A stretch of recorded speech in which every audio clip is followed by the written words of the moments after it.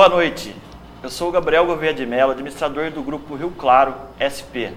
Hoje o grupo conta com mais de 46 mil membros. Hoje o nosso assunto é sobre o desarmamento. Estamos aqui com nossos convidados. Dr. Vitor Denipotti, Marcel Izzi, engenheiro, meu companheiro Clinton Cortez, Alexandre Salles, empresário, e Thiago Lombardo, engenheiro químico. Pessoal, se você também quiser participar, se inscreva no grupo. A gente vai estar colocando direto as postagens, chamando o pessoal. Você pode mandar suas perguntas pelo grupo e você também pode fazer como o pessoal que está aqui. São todas as pessoas que participam do grupo. Agora eu vou passar aqui para o meu companheiro Bill, para ele começar com as perguntas sobre desarmamento.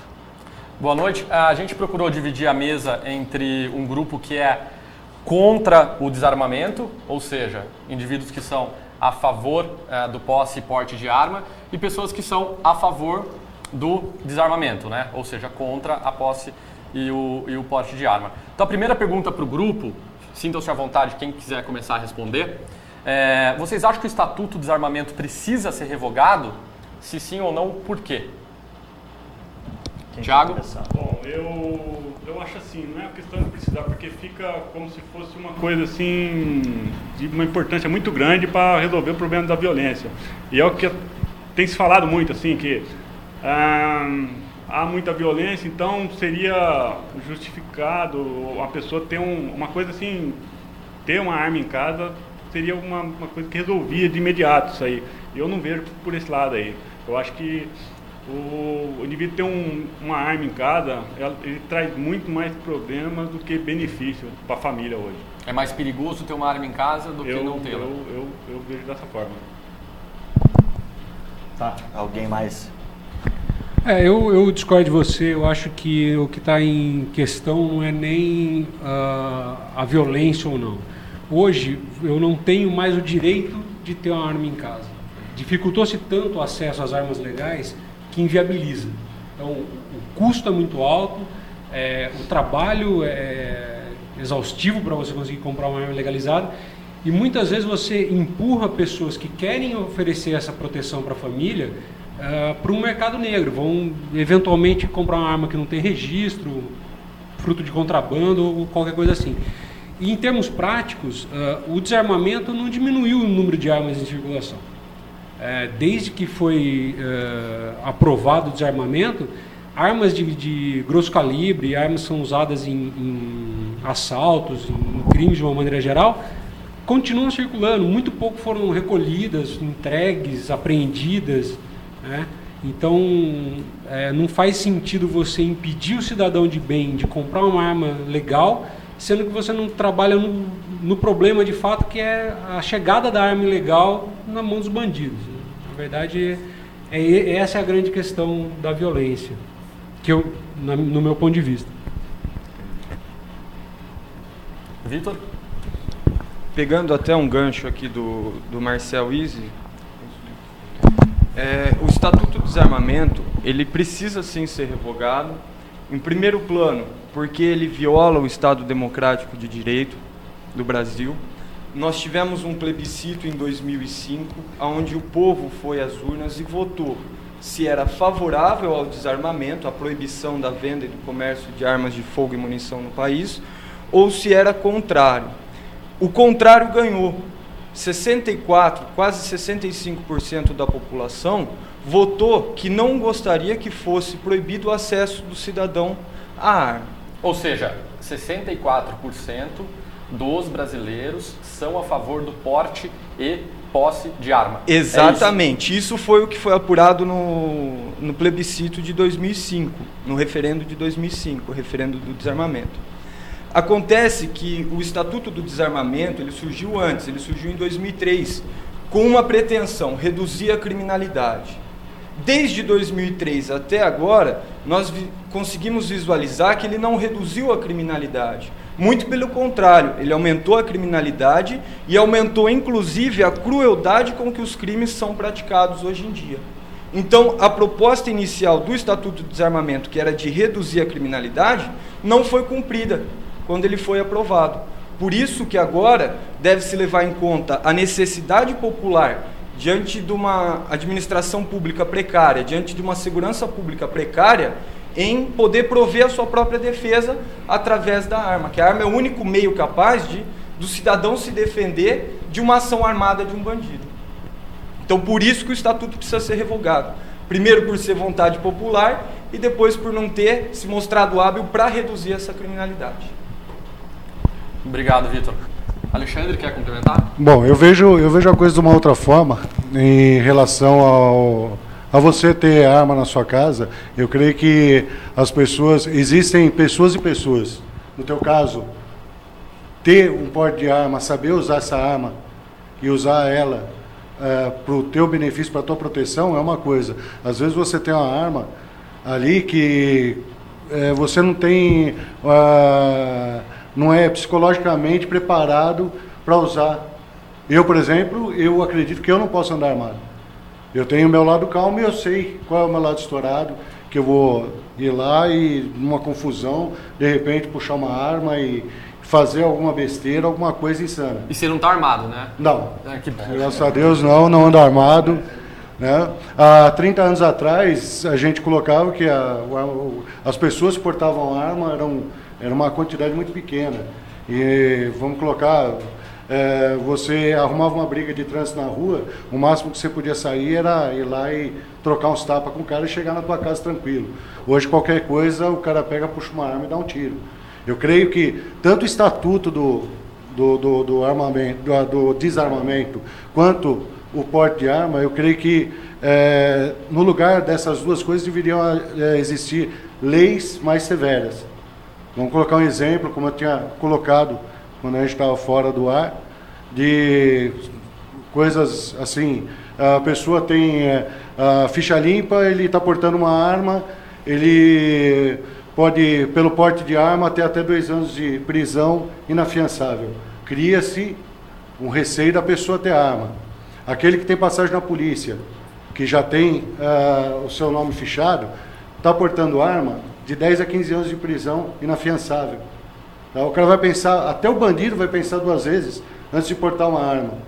Sabe? Então, eu acho que a lei deveria ser mais rígida e menos aberta, porque o estatuto ele protege quem? O bandido, ele não está protegendo quem está portando a arma, porque você vai lá, você entrega a tua arma, tudo bem, você não precisa explicar de onde ela veio e tudo mais, mas o bandido não vai lá entregar a arma e falar, não, ele vai querer se armar mais ainda. Tá? Então, no caso, deveria existir leis mais rígidas que, com crimes, que considerado crimes inafiançáveis, e que a pessoa pagasse com cadeia, tá? Tanto aquele que tem a ficha limpa e que porta uma arma, quanto para aquele que tem uma ficha corrida e ali ela vai ter a sua pena maior. Ok? Isso é isso. É que historicamente, Alexandre, a gente sabe que penas mais severas nunca resolveram a questão de criminalidade. E, na verdade, ninguém está defendendo que as pessoas sejam obrigadas a ter arma de fogo, e sim que elas tenham o direito de escolher se elas querem ter uma arma de fogo ou não. Né? Também ninguém está defendendo que se use a arma de fogo, e sim você ter o direito de tê-la, portar, etc., e usar para sua defesa. E também não seria o caso de se vender indiscriminadamente, sim você fazendo avaliações psicológicas, como era feito antigamente, quando se podia comprar arma legalmente no Brasil. Você passa por um exame psicotécnico, você tem não é simplesmente no Walmart pegar uma arma de fogo. E relembrando um pouco da história antes de 2005, todo mundo aqui era vivo em 2005, vocês se lembram das pessoas se matando no trânsito com arma de fogo, ou a pessoa brigando em casa e atirando? Eu particularmente não me lembro de uma escalada da violência por conta da permissão de arma de fogo. Para mim, esses crimes não eram tão evidentes. Não era uma coisa muito evidente. Inclusive, se você for pegar os dados históricos, a maior parte dos estados da federação tiveram um incremento no número de mortes violentas depois do desarmamento. Né? Então, essa tese de que tirou a arma de circulação e diminuiu, não existe. Em 14 dos estados, o último dado que eu tive acesso, em 14 estados a gente teve aumento da violência, né? Aumento de mortes violentas provocadas por arma de fogo. Então, na verdade, o que se fala é que hoje você deu a certeza para o bandido que não tem uma arma naquela casa, que aquele cidadão está desprotegido. Na verdade, é essa a mensagem que você passa. Sim, que, por exemplo, até o caso do crime passional, né? O crime passional, normalmente, ele não é feito por arma de fogo na maioria das vezes, né? Mas é exatamente isso que você coloca o estatuto hoje, da forma que você falou. Por que aumentou?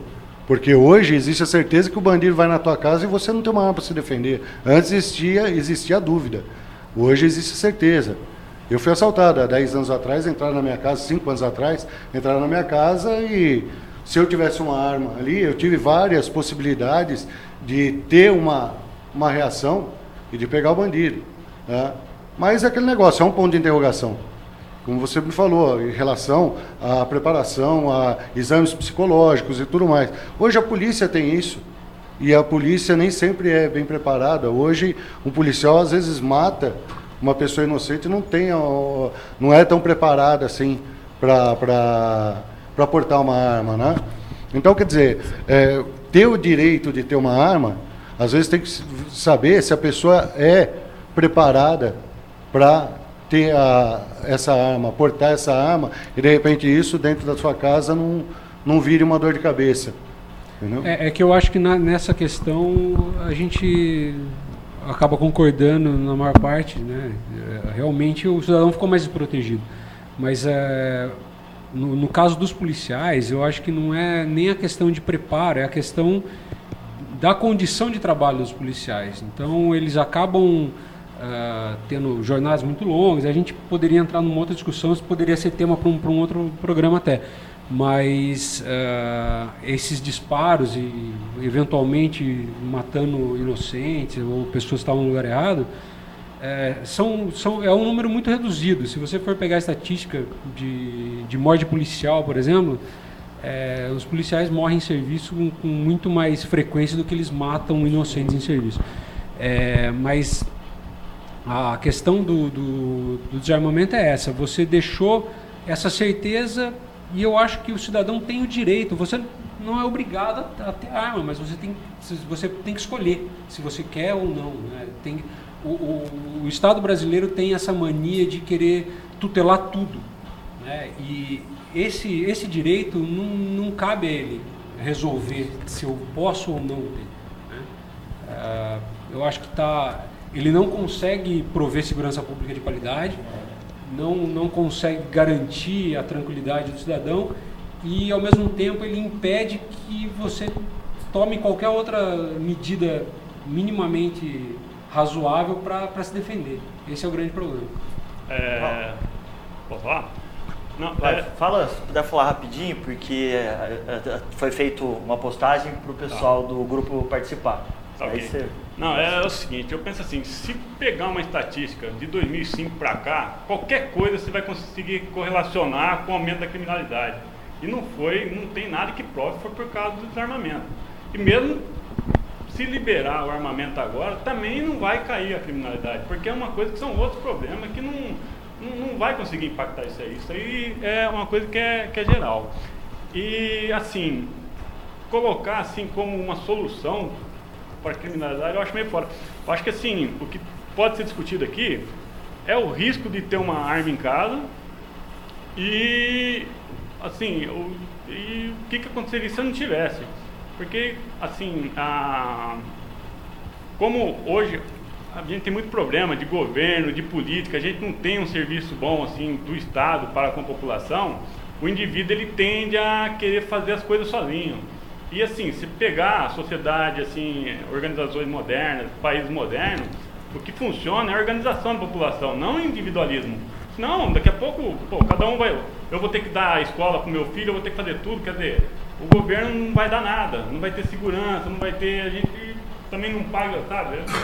Sim. Thiago, acho que só para a gente fechar o ponto, vocês me corrijam se eu estiver errado, eu acho que o ponto do armamento não é resolver a segurança pública, é sim dar o direito da pessoa ou não de se defender. Eu acho que não é de resolver a criminalidade. Não é com o armamento que vai resolver. É por isso que eu falei da estatística, porque se pegar assim e falar, não, de 2005 para cá o Corinthians começou a ganhar, caiu, aumentou a criminalidade. Mas é que o argumento, é a mesma coisa. É que o argumento pró-arma não é para resolver a criminalidade, não, é então, pelo direito de se defender. Para garantir porque são duas coisas constitucional, a legítima defesa. É, para garantir o eficaz do cidadão promover a sua legítima defesa é através de uma arma de fogo. Falar que nós temos esse direito garantido constitucionalmente, nós temos. Mas qual é o meio da gente empregar esse direito? Com um cabo de vassoura em casa? Com uma panela?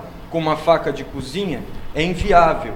Então o cidadão ele fica à mercê do bandido a partir do momento que ele não tem esse acesso às armas. Só para corrigir os colegas, vale lembrar que a lei atual nossa prevê a possibilidade do registro de arma de fogo e do porte de arma de fogo para o cidadão brasileiro.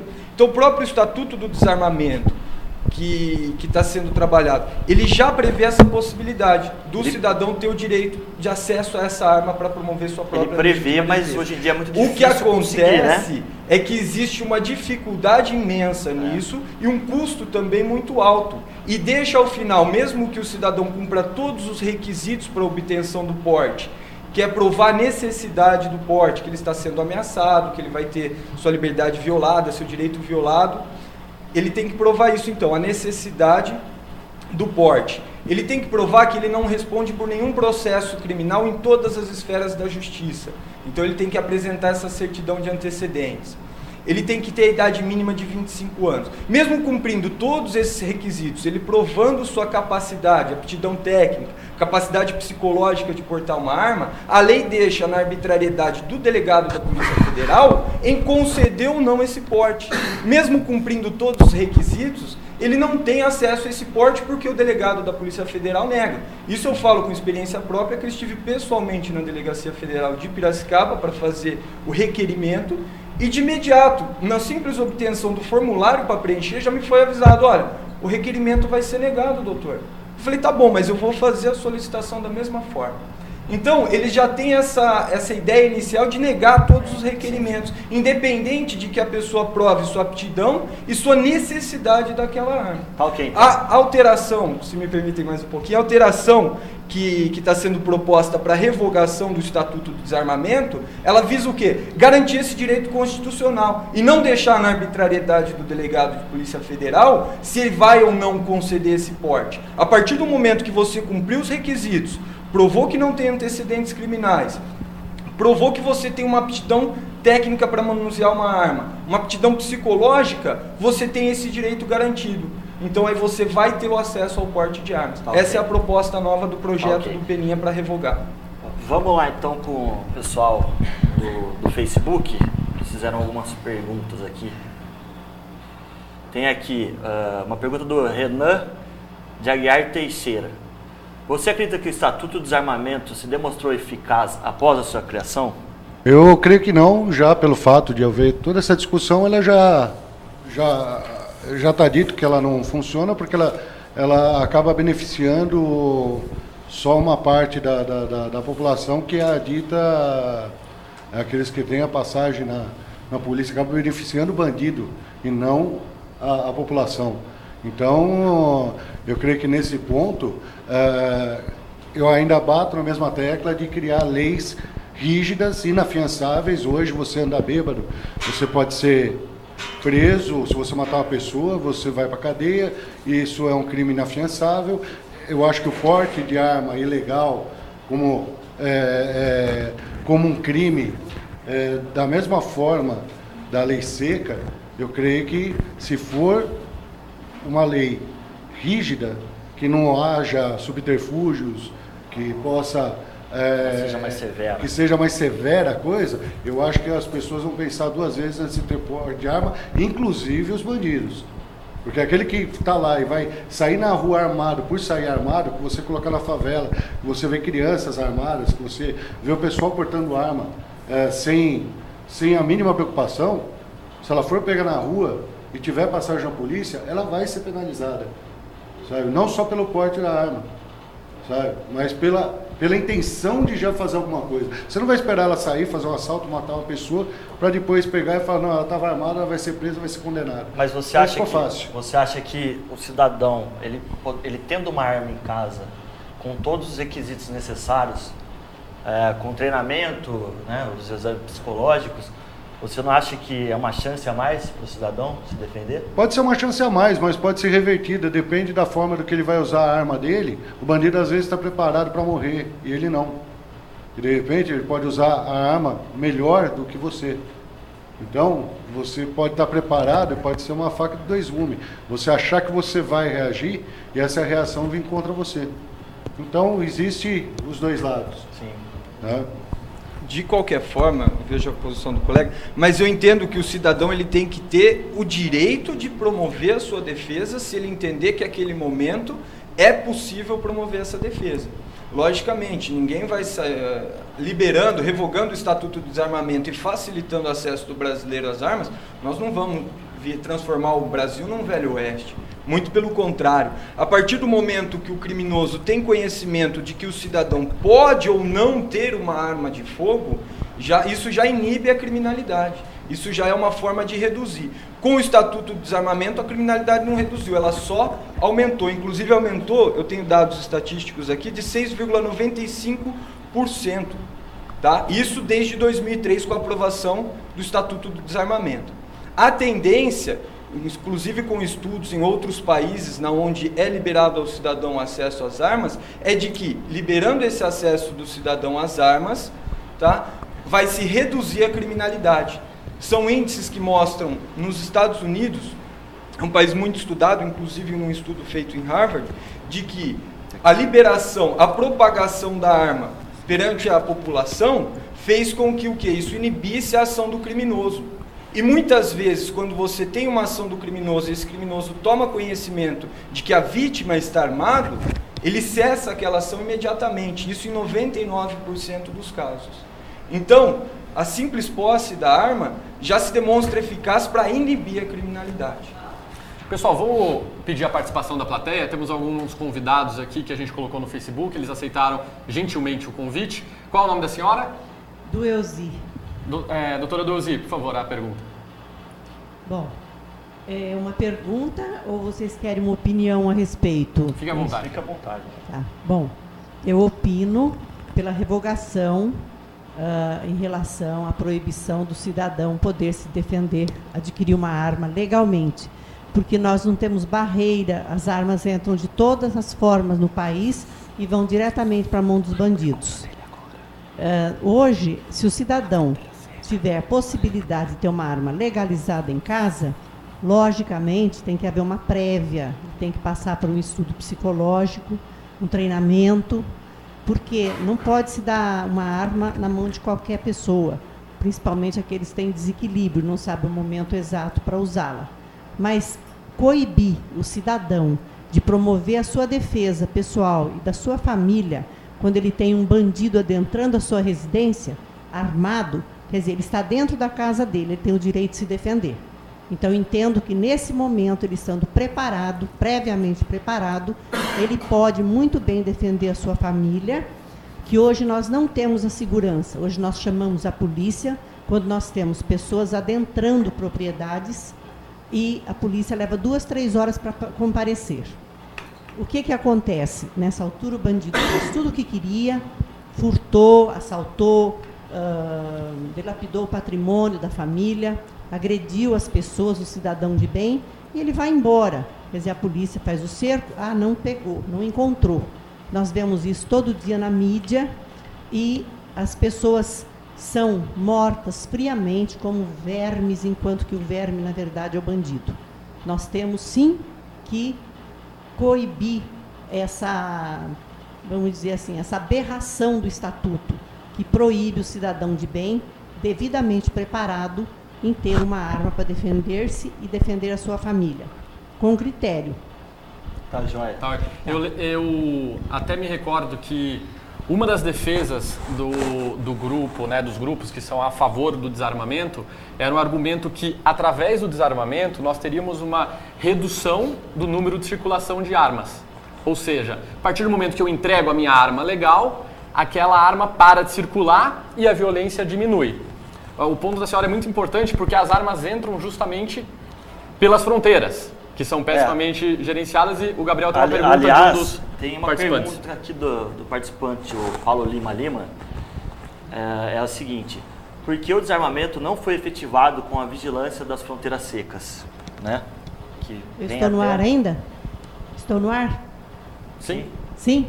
Posso falar? Bom, então é o seguinte, nós temos aí um outro problema muito sério. As armas são recolhidas do cidadão. Tá? Então o cidadão está indefeso. Enquanto que na mão dos bandidos nós temos armas de alto calibre, os fuzis estão por aí, as metralhadoras, enquanto os policiais nossos saem por aí com 38. Tá? Eles não têm, poucos ou quase nenhum usam coletes, porque falta coletes. Eu posso dizer isso porque eu tenho amizade com vários policiais, e hoje o policial é um refém do bandido. Porque quando ele... Por que o policial teme? Porque eles estão caindo assim como mosca na mão dos bandidos. Hoje nós temos pais de famílias policiais deixando a sua família desamparada. O Estado faz o que por isso? Praticamente nada. Tá? Enquanto os rombos são de bilhões por aí, nós temos policiais ganhando mal, não tem uma arma possante contra os bandidos, não tem condições de sobrevivência perante os bandidos, são mortos na porta da casa, saindo. O policial hoje precisa fazer bico para manter a sua família. Então o Estado não nos dá nada nesse sentido, mas tira o direito do cidadão de ter uma arma para se defender. Então eu sou favorável que o cidadão de bem tenha o direito de adquirir sua arma, sim, para defesa própria e da sua família. Tá joia, obrigado. Na esteira do que a senhora estava falando, nós temos problemas de segurança pública, e o Estado, ao invés de investir em segurança pública, ou se preocupar, ao menos com a segurança pública, ele se preocupa em desarmar o cidadão. E aí o cidadão contrata a segurança privada. Da mesma maneira que ele não provê saúde, e nós contratamos a saúde privada, ele não provê educação, nós contratamos a educação privada, e as pessoas que estão fazendo a segurança, para a gente continuar no assunto, que estão fazendo a nossa segurança privada, também não são preparadas, são menos preparados que os nossos policiais, que nem sempre são tão preparados assim, não são equipados e etc. Falando também sobre os bicos, a maior parte das mortes de policiais acontece nos bicos, e o segundo maior número de policiais são vitimados são execuções. Poucos morrem em confronto com bandidos, né? Ou eles morrem quando eles estão fora do ambiente de trabalho deles, estão fazendo bico, ou eles são executados a mando do crime organizado. Pessoal, eu quero aproveitar também e falar para vocês, convidar o pessoal a participar também, ao vivo aqui. A gente coloca as postagens, seleciona o pessoal. O nosso tempo aqui está estourando, então a gente vai para as considerações finais aí. Um minuto cada um? Um minuto cada um. O Estatuto do Desarmamento, que se mostrou muito ineficaz em desarmar os bandidos, que essa era a pretensão, reduzir a criminalidade e retirar as armas de circulação. Quais armas? Aquelas que eram irregulares. As armas irregulares, elas não foram entregues. As armas que foram entregues eram armas antigas, que estavam em casa, armas de herança, porque o cidadão de bem também não entregou suas armas. A partir do Estatuto do Desarmamento, ele foi condicionado ao pagamento de uma taxa altíssima para fazer a renovação desse porte. Muitos dos brasileiros não têm condições de fazer essa renovação, de custear essa taxa altíssima. 8 milhões de brasileiros foram jogados na clandestinidade, são tratados como bandidos pelo Estado, por não terem renovado o seu porte de arma. Hoje, o seu registro de arma. Hoje, então, 8 milhões de brasileiros, eles estão na irregularidade. Eles não renovaram por quê? Pelo alto custo de renovação. Esse projeto de lei novo do deputado Peninha, ele visa o quê? Não só garantir de forma mais livre o acesso às armas, mas também reduzir esse custo. Porque não adianta nada a gente garantir esse direito constitucional e ter uma legislação que permite o acesso às armas quando esse acesso é de alto custo e não garante ao cidadão brasileiro o direito de acesso às armas. Bom, novamente só reforçar que ninguém aqui está defendendo que todo mundo sai e compra uma arma, não é isso.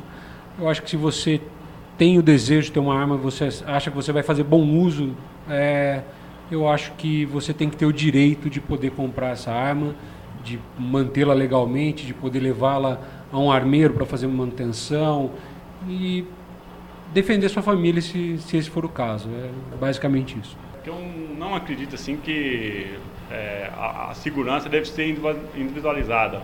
A pessoa sozinha querer ter arma seria assim como se não tivesse o Estado mais. Assim, se a segurança está ruim, qual que é o problema? A polícia está ruim, não está treinada? Vamos tentar melhorar a polícia, pressionar para a polícia melhorar. Agora, querer resolver por conta, armando o cidadão, eu acho que não é a saída. Eu acho que não é por aí o caminho.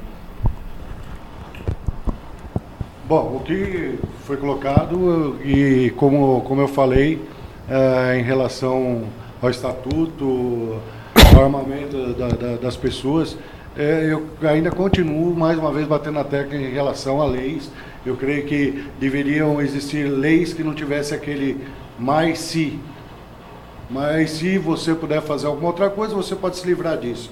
Então, é aquela lei que funcione e que não tenha subterfúgios, não tenha outras saídas. Então a pessoa tem que cumprir aquilo que é determinado e não buscar outras formas para se livrar daquilo. Então, em relação ao armamento, existem pessoas que podem ter armas, vamos falar de pessoas não por estado psicológico ou por algum treinamento, mas a pessoa, o estado psicológico dela real, 100%, ela poder portar uma arma. Como eu disse, eu tenho meu estado calmo e quando eu estouro, eu não posso ter uma arma. Não sei se eu vou pegar uma arma e dar um tiro. Então eu sei que eu não posso ter. Você sabe que você pode ter. Mas e outra pessoa que acha que pode ter e não tem? E quer ter. E de repente vai ali e faz. Então a minha opinião realmente é em relação às leis e achar que algum dia isso pode acontecer. Quero agradecer a participação de todos os presentes aqui, Dr. Vitor, Marcel, Clinton aqui, companheiro, Alexandre, Thiago, ao pessoal da plateia. E para quem quiser participar, o endereço do grupo está aparecendo na sua tela. Entra lá, curte a página, manda um assunto que a gente traz o seu assunto para a TV. Até semana que vem. Boa noite.